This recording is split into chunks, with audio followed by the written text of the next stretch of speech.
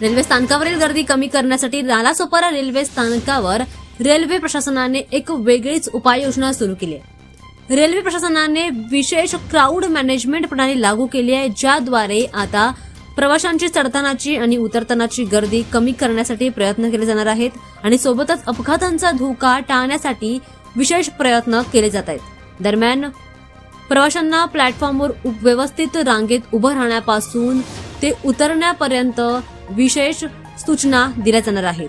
Train येण्यापूर्वी नियमितपणे या ठिकाणी घोषणा केल्या जाणार आहेत। हा प्रयोग सध्या नालासोपारा स्टेशनवर एका वेगळ्याच तत्वावर केला जातोय। हा प्रयोग यशस्वी झाला तर इतर स्थानकांवर सुद्धा ही सुविधा उपलब्ध केली जाणार आहे। सुरक्षा बळकट करण्यासाठी आरपीएफ आणि एमएसएफ कर्मचाऱ्यांची संयुक्त टीम या ठिकाणी तैनात करण्यात येते।